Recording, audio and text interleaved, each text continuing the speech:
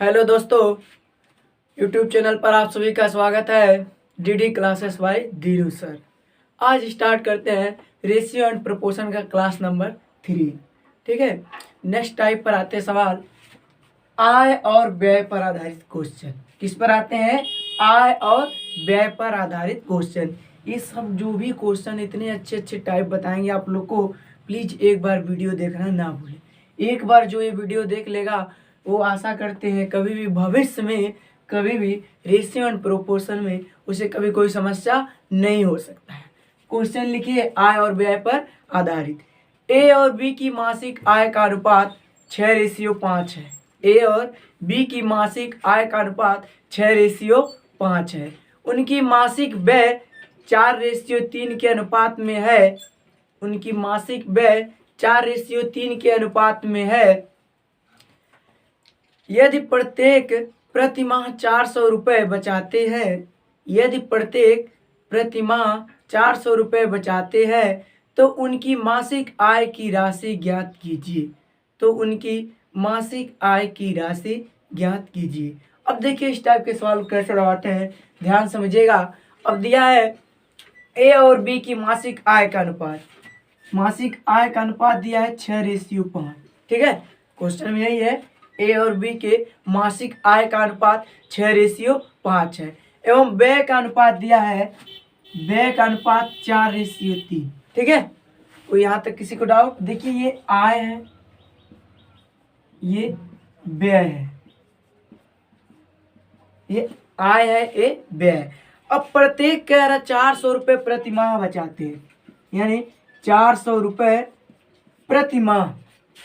इस टाइप के सवाल को कैसे लगाते हैं? हमें एक्स मान कर भी लगा सकते हैं, लेकिन हमें एक्स मानने की आवश्यकता नहीं है। ध्यान समझिएगा, इसका इसमें गुणा, इसका इसमें गुणा, तो 6×3 18, 4×5 20। यानी इन दोनों में देखा जाए डिफरेंस कितने का आ रहा है। देखिए बहुत अच्छा तरीका है, हम कुछ नहीं किए, आय लिख लिए 6:5, व्यय लिख लिए 4:3। अब क्या किए, 6 का 3 में गुणा, तिरछा 18, 4 का 5 में 20। अब इन दोनों में अंतर देखेंगे 2। ये 2 का मान जो है ये दे रखा है 400। 2 का मान जो है 400, एक का मान कितना निकल कर आएगा? 200 आएगा। ठीक है, अब एक का मान निकल कर 200 आया। अब क्या पूछा था? पूछा था उनकी मासिक आय। अब देखिए मासिक आय ये है, अगर व्यय पूछता तो व्यय में रखते वैल्यू, अगर आय पूछा है तो आय में। लेकिन इन दोनों की मासिक आय अगर एक का पूछता तो एक में रखते, दूसरे का पूछता दूसरे में। देखिए दोनों का 6 और 5 11 यूनिट है, तो ये एक यूनिट का मान 200 है, तो 11 यूनिट का मान 11 × 2 बराबर 2200। यहाँ तक देखिए किसी को समस्या? आय और व्यय पर आधारित मोस्ट इंपॉर्टेंट है, ये बार बार एग्जाम में आते हैं। आप ध्यान से देखिएगा एक बार और, आय और व्यय पर आधारित क्वेश्चन कैसे मैंने बताया। देखिए इधर आय लिख लिया, इधर व्यय लिख लिया। आय दिया है 6:5, व्यय दिया है 4:3। अब क्या किए, देखिए 3 का 6 में गुणा 18, 5 का 4 में 20। अब दोनों में डिफरेंस लिए, 2 यूनिट का मान 400 दिया है, 1 यूनिट का मान 200। अब इनका मासिक आय पूछा था, तो देखिए 6 और 5 11, 11 दूना 2200। अब आते हैं नेक्स्ट टाइप क्वेश्चन पर।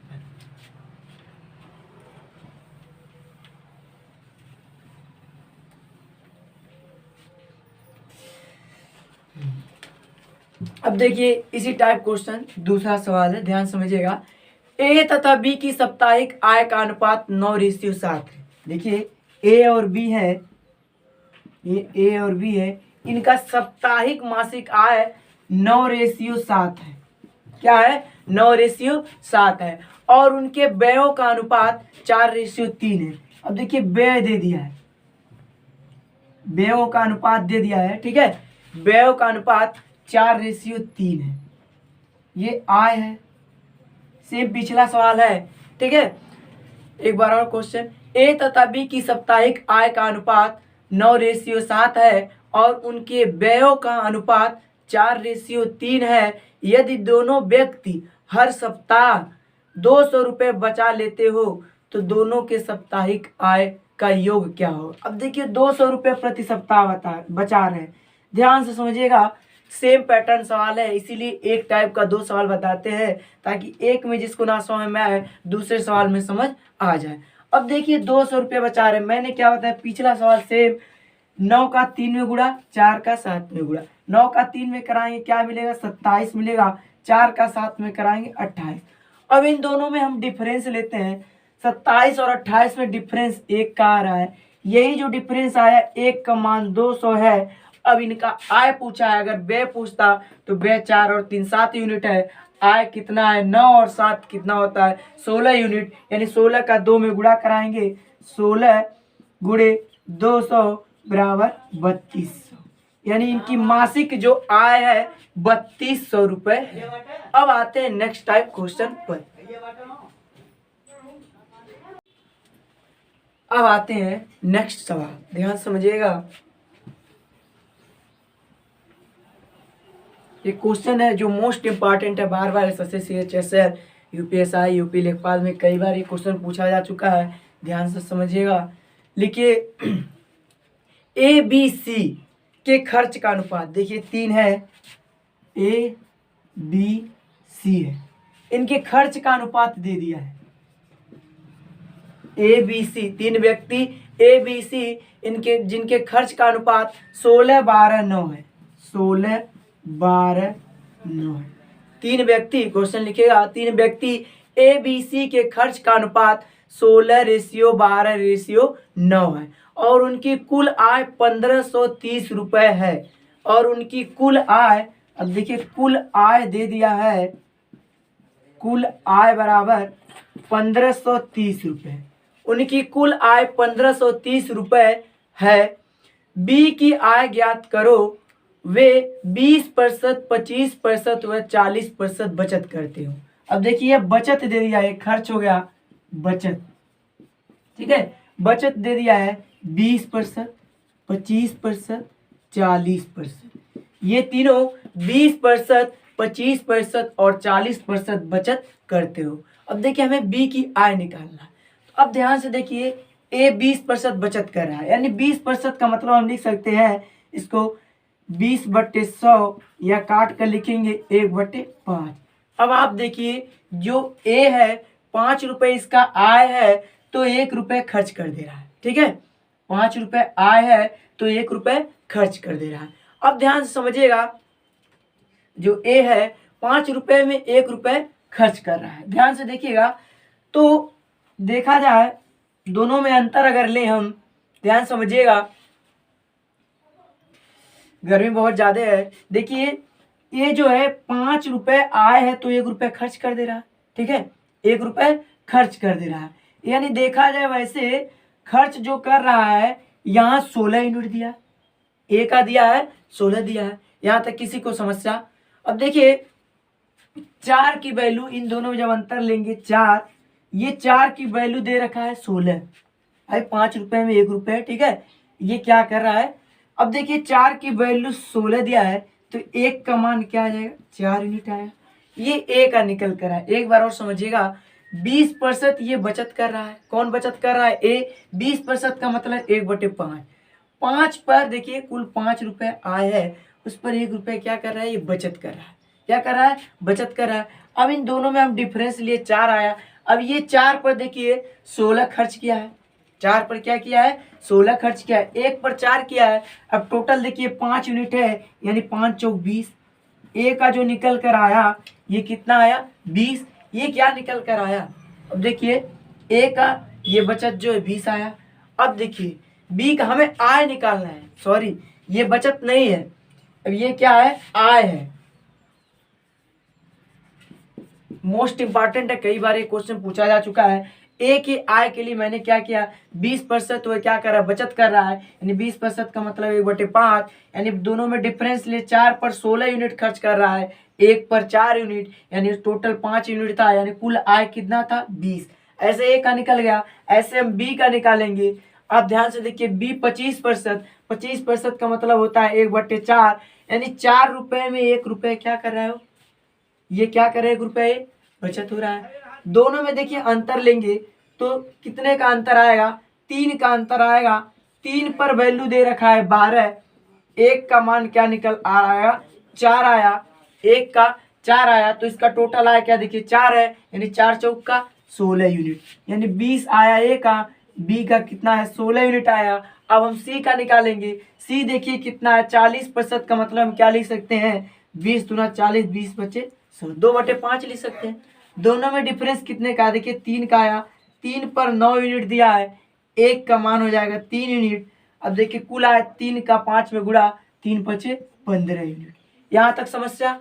अब देखिए टोटल आय दे रखा है इनका 1530। अब हम इसको जोड़ेंगे 20, 16, 15, 20 और 15 आपका हो जाएगा 35। ठीक है, 35 और 16 51, कितना हो जाएगा 51। अब 51 की वैल्यू जो है, इन टोटल को हम जोड़े हैं, 20 प्लस 16 प्लस 15 बराबर 51 आया। अब ये 51 का मान दे रखा है 1530, 51 का मान दे रखा है 1530। अब एक का मान निकालेंगे तो इसको हम काटेंगे, 30 बार में कट जाएगा। किसका पूछा था, बी का आय पूछा था, बी का 16 यूनिट है, 16 गुणे 30 करेंगे, 16 गुणे 30, 16 3 48, यानी कितना निकल कर आया 480। ये मोस्ट इंपॉर्टेंट क्वेश्चन है, एक बार और समझ लीजिएगा, कई बार पूछा है पेपर में। ए बी सी 3 व्यक्ति हैं जिनके खर्च का अनुपात 16, 12, 9 है। 3 व्यक्ति हैं, 16, 12, 9 है। इनके कुल आय दे रखा है 1530, कुल आय दे रखा है 1530। तो बी का कुल आय पूछ रहा है। अगर ये 20%, 25%, 40% के क्या करते हैं, बचत करते हैं, ध्यान से समझिएगा। अब ये 20% बचत कर रहा है, 20% का मतलब 1/5, 5 रुपए में 1 रुपये क्या कर रहा है, ये बचा रहा है, 4 रुपये खर्च कर दे रहा है, यानी 4 पर ये 16 यूनिट खर्च किया है, 1 पर 4 यूनिट, टोटल 4 25 20, यानी कुल आय ए का निकल कर आया 20 यूनिट। ऐसे हम बी का निकाले, बी का निकल कर आया 16 यूनिट। ऐसे सी का निकाले, सी का आया 15 यूनिट। ये तीनों का आय आया, इन तीनों आय को जोड़ लिए तो 51, ये 51 पर 1530 है, एक का मान 30 आया। जिसका पूछेगा, बी का पूछा था 16 गुणे 30 बराबर 480। यहाँ तक किसी को समस्या, जिनको इनको स्क्रीनशॉट लेना हो ले ले। आते हैं नेक्स्ट सवाल।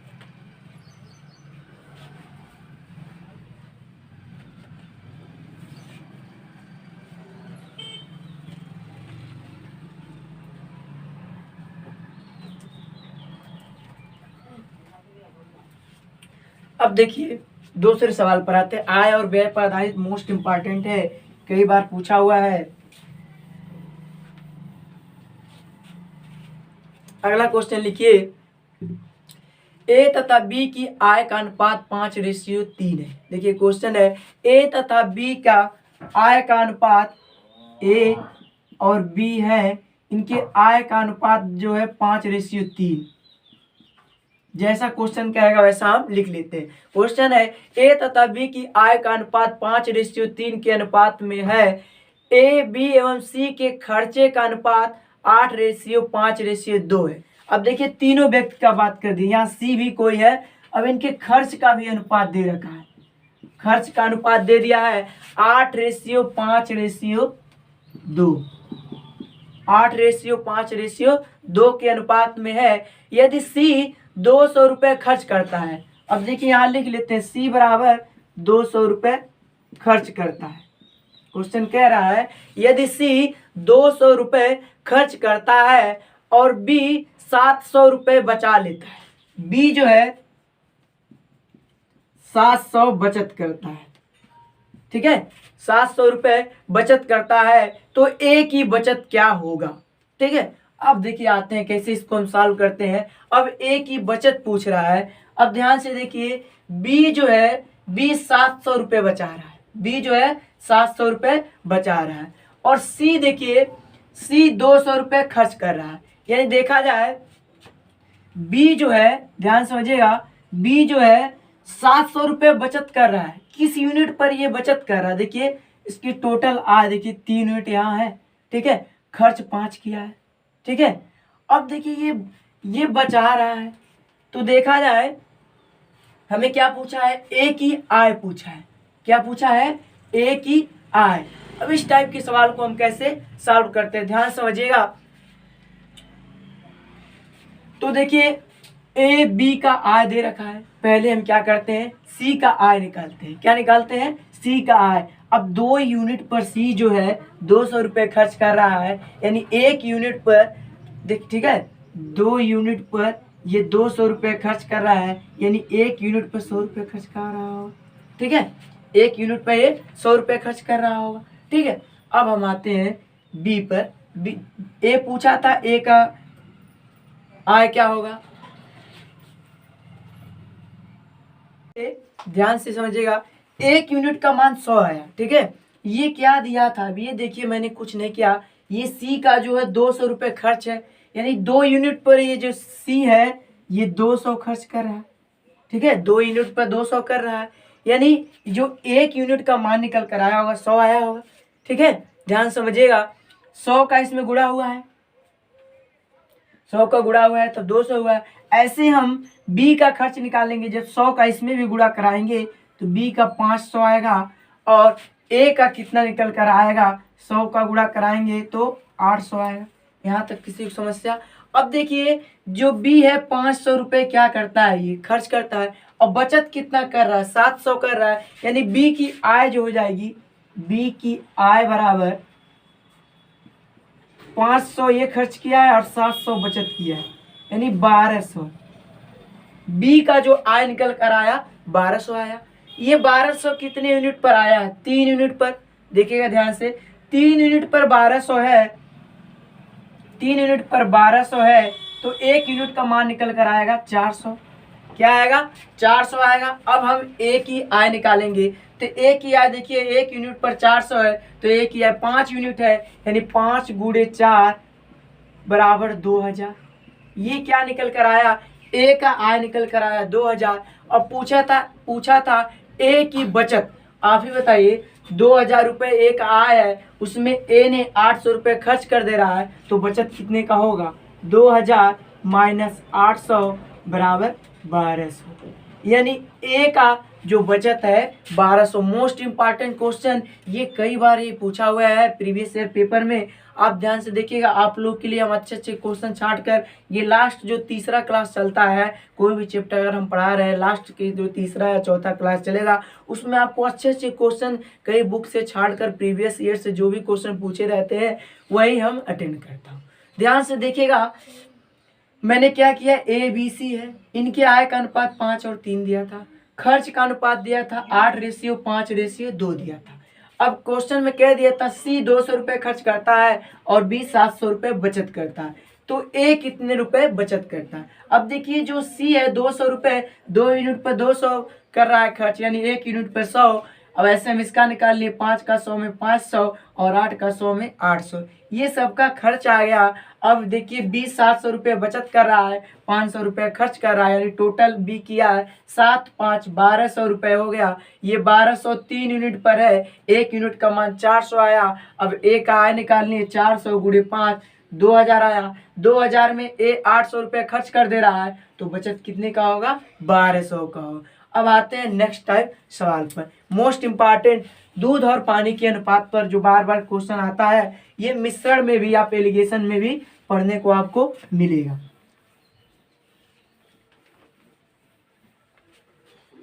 अब देखिए क्वेश्चन लिखिए, 2 बर्तनों में दूध और पानी का अनुपात 7:5 है।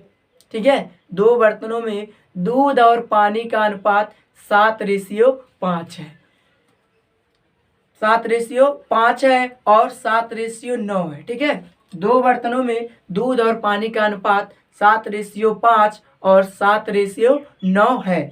अगर क्रमशः दोनों बर्तन को 1:1 के अनुपात में, ठीक है, मिलाया जाए, अगर क्रमशः दोनों बर्तनों को 1:1 के अनुपात में मिलाया जाए, ठीक है, तो नए मिश्रण में दूध और पानी का अनुपात क्या होगा। अब देखिए क्वेश्चन यही था, दूध और पानी, एक तरफ दूध लिख लेते हैं, एक तरफ पानी लिखते हैं। पहले बर्तन में देखिए इनका अनुपात 7:5 था, दूसरे बर्तन में अनुपात 7:9 था। ठीक है, 7:9 था। इन्हें किन्हीं तीसरे बर्तन में मिलाया गया है, ठीक है, 1:1 के अनुपात में। ध्यान समझिएगा, बहुत अच्छा क्वेश्चन है, ये बार बार पूछा हुआ है। ठीक है, अब कह दिया है इन्हें किसी एक तीसरे बर्तन में हमें मिलाना है। इस टाइप के सवाल को हम कैसे लगाते हैं, ध्यान समझिए। ये दो बर्तन है, ठीक है, पहले वाले में 7:5 है, दूसरे वाले में 7:9 है। इन्हें हमें एक तीसरे बर्तन में मिलाना है। ठीक है, तीसरे बर्तन में पूछा है नया मिश्रण क्या होगा। अब देखिए कैसे करते हैं इसे। अभी तीसरे बर्तन को हम यहाँ अलग लिख लेते हैं, 1:1। ठीक है, अब हमें क्या करना है, इन दोनों को हम क्या करते हैं, जोड़ लेते हैं। 7 और 5 12 आया। अब इन दोनों को जोड़ेंगे, 7 और 9 16 है।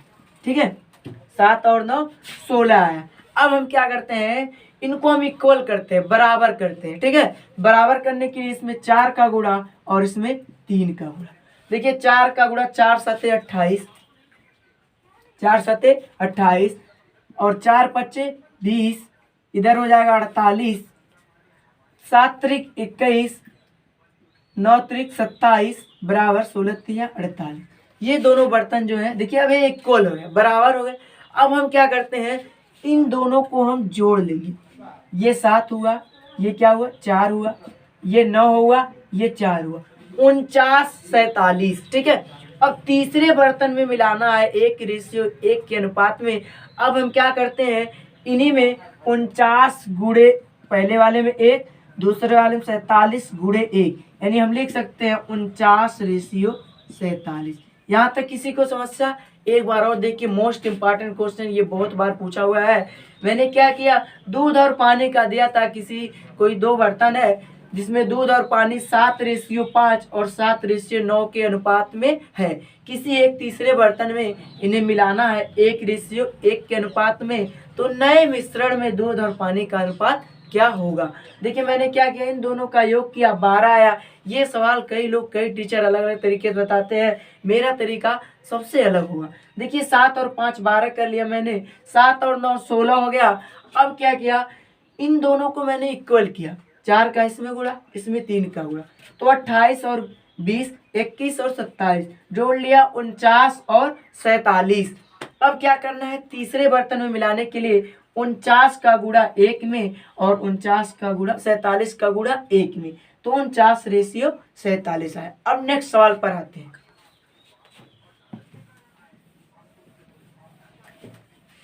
अगला क्वेश्चन लिखिएगा, दो बर्तनों में दूध और पानी का अनुपात 1:2 और 2:3 है। ठीक है, दो बर्तन है, दो बर्तनों में दूध और पानी का अनुपात 1:2 और 2:3 है।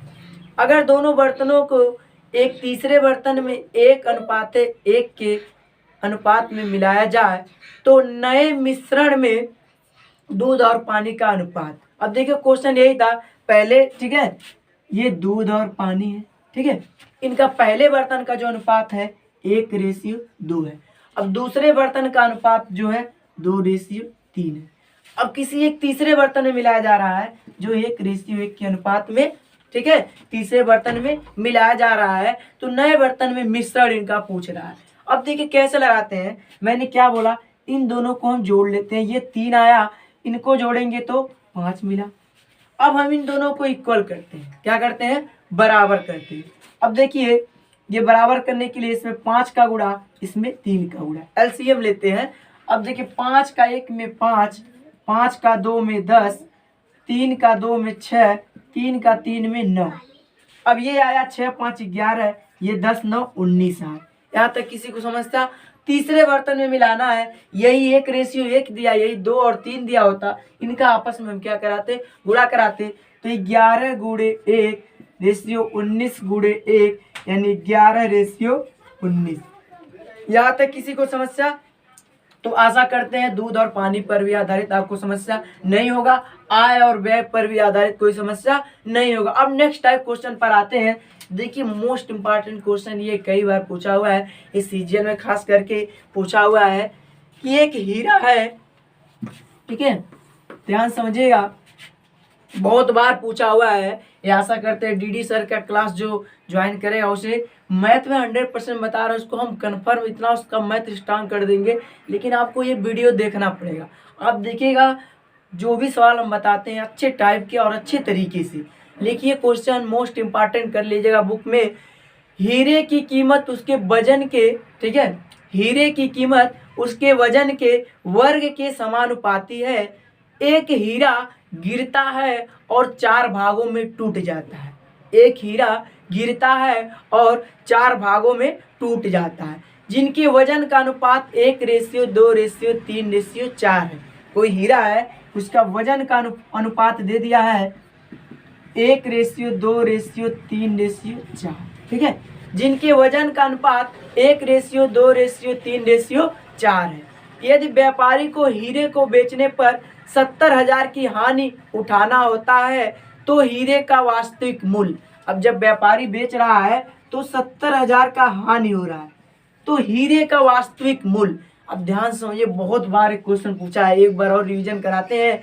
हीरे की कीमत उसके वजन के वर्ग के समानुपाती है।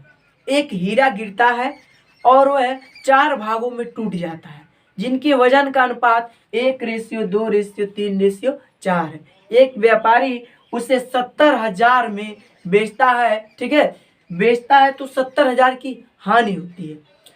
तो वास्तविक मूल्य पूछा है। अब देखिए कैसे लगाते हैं, इसके वजन के वर्ग के बोला है ना। अब हम इसको अगर जोड़ लें 1 2 3 4, देखिए है ना 1 2 3 4 है। अब इनको हम जोड़ेंगे 4 3 7 2 9 1 10, यानी टोटल देखा जाए ये रेशियो जो है कितना निकल कर आया, 10 आया। अब 10 का हम वर्ग करेंगे तो 100 मिलेगा। मोस्ट इंपॉर्टेंट है, कई बार पूछा हुआ है। 10 का वर्ग किए 100 हुआ। अब इसका वर्ग करें क्योंकि वर्ग के समानुपाती कहा है। 1 का वर्ग 1 होता है, 2 का वर्ग 4 होगा, ठीक है, 3 का वर्ग 9 होगा, 4 का वर्ग क्या होगा, 16 होगा। अब इन टोटल क्या करते हैं, इन टोटल को जोड़ते हैं।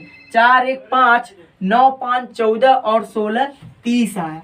अब देखिए देखा जाए तो 100 था उसका वास्तविक मूल्य, लेकिन 30 पर बिका है। कितने का देखिए घाटा हुआ, 70, दोनों का अंतर दिख रहा है 70 का। ये 70 पर वैल्यू दे रखा है 70,000, एक की वैल्यू क्या हो जाएगा 1,000, यानी 100 की अगर वैल्यू निकालें तो 1,000 × 100, ठीक है, तो कितना हो जाएगा 1 लाख। यानी हीरे का जो वास्तविक मूल्य था 1 लाख था। ये कई बार क्वेश्चन पूछा हुआ है, खास करके एसएससी वालों ध्यान से देखिएगा, ये मोस्ट इंपॉर्टेंट क्वेश्चन है। अब आते हैं नेक्स्ट टाइप पर, इसको जिसको इसको स्क्रीनशॉट लेना हो ले ले।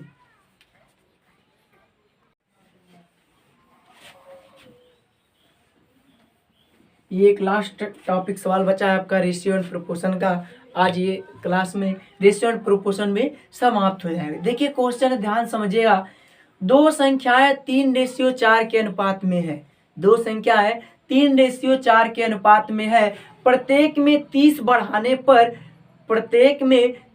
बढ़ाने पर उनका अनुपात 9:10 हो जाता है। ठीक है, दो संख्याएं 3:4 के अनुपात में है, प्रत्येक में 30 बढ़ाने पर उनका अनुपात 9:10 हो जाता है, 10 हो जाता है। तो संख्याओं का योगफल क्या होगा। अब देखिए दो संख्याएं हैं, इनका अनुपात जो है 3:4, ठीक है, 3:4 है।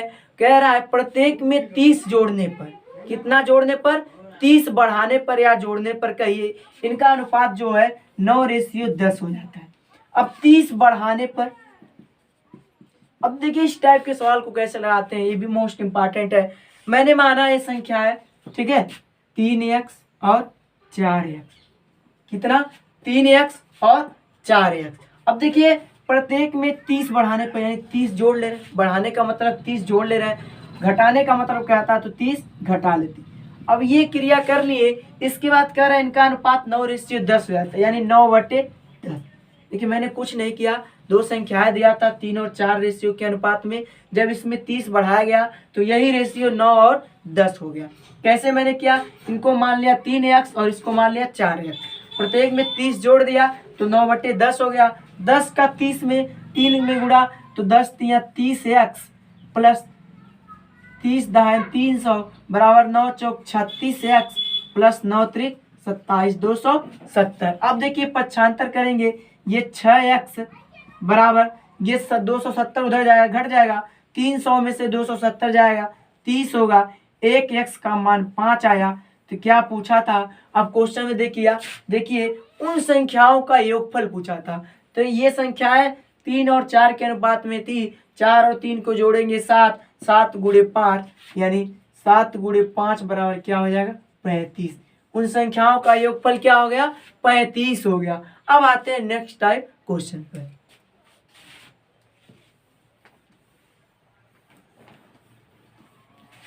अब क्वेश्चन लिखिए, नेक्स्ट क्वेश्चन, दो संख्याएं 7:5 के अनुपात में है। देखिए दो संख्या है 7:5 के अनुपात में है, उनमें से प्रत्येक को 40 कम करने पर, उनमें से प्रत्येक को 40 कम करने पर अनुपात 27:17 हो जाता है, तो संख्याओं का योगफल क्या होगा। अब देखिए सेम सवाल है, इसलिए हम एक टाइप का दो सवाल करवाते हैं ताकि आपको एक सवाल में ना समझ में आया हो तो दूसरे सवाल में समझ में आ जाए। देखिए दो संख्याएं हैं, अनुपात जो है 7:5, कितना है 7:5 है। अब देखिए 40 कम करने पर, इस बार कर दिया है, उस बार जोड़ने का बात किया था, कम करने पर 27 और 17 हो जाता है।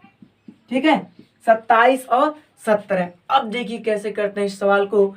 तो मैंने मान लिया वे संख्या है 7x और 5x, कितने थी 7x और 5x। जब 40 कम कर लेंगे यानी 40 दोनों में से घटा दे रहे हैं, ठीक है, तो रेशियो क्या निकल कर आया बराबर में 27/17। ठीक है, अब इन्हीं को हमें सॉल्व करना है, सॉल्व कर लेंगे तो मान आ जाएगा। देखिए 17 सत्य, ठीक है 17 सत्य 119x, पहाड़ा आना चाहिए तभी मैथ आएगा आपका, माइनस 17 चौका 68 680 बराबर 27 पंजे 135 होता है, 5 7 35 के 5, 5 दूना 10 13 135x माइनस देखिए अब 27 गुणे 40 करेंगे। ठीक है 27 गुणे 40 करेंगे, देखिए ये जीरो बढ़ा लिए, 4 7 28 के 8, 4 दूना 8 और 3 8 2 10 यानी 1080। अब देखिए ये 119x है 135x है, इसको उधर भेजेंगे तो इधर आएगा घट जाएगा, 119 घटेगा तो 16x बराबर, ठीक है। अब ये 1080 उधर जाएगा प्लस हो जाएगा यानी 1080 माइनस 680 यानी 16x बराबर हम कह सकते हैं 1080 में से 680 गया 480 बचेगा, एक x का मान 16 48 30 आया। क्या पूछा था, टोटल पूछा था इनके वे संख्याएं का योगफल, 7 5 12 यूनिट है, 12 3 36 यानी 30 गुणे 12 बराबर 360। यहाँ तक किसी को समस्या, देखिए रेशियो एंड प्रोपोर्शन का बहुत अच्छा सवाल था। अब जिनको जिनको स्क्रीनशॉट लेना हो ले ले, उसके बाद नेक्स्ट टाइप सवाल पर आते हैं।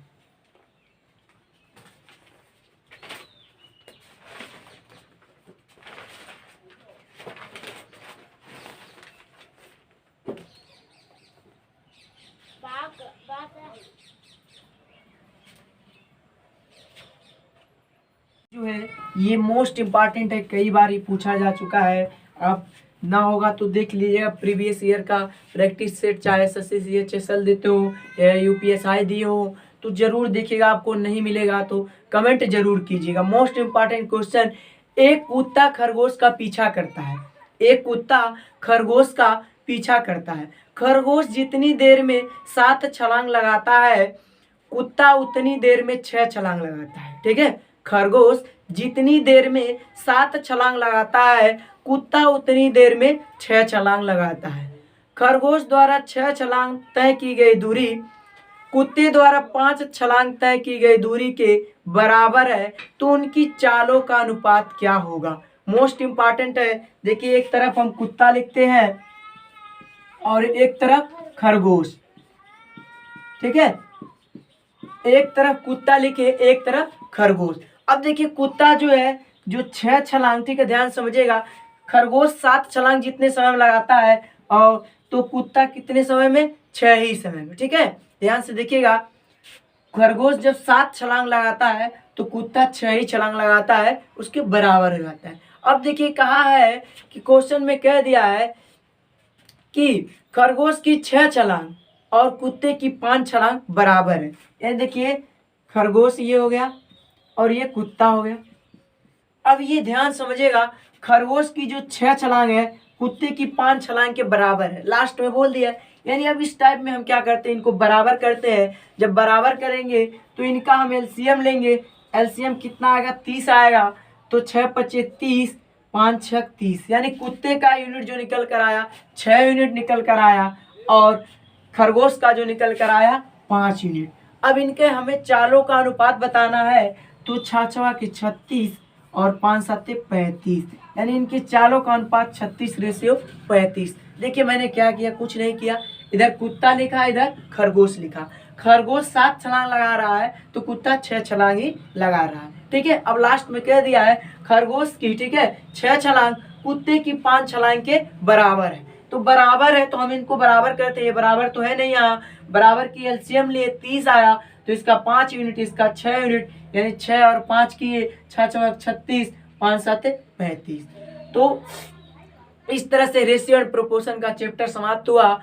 Thank you class. आप सभी को अगर ये वीडियो अच्छा लगा हो तो प्लीज़ लाइक करना, कमेंट करना, सब्सक्राइब करना ना भूलें। नेक्स्ट क्लास में आते हैं, इसके बाद हो सकता है आपका एज एंड आयु स्टार्ट होगा। Thank you.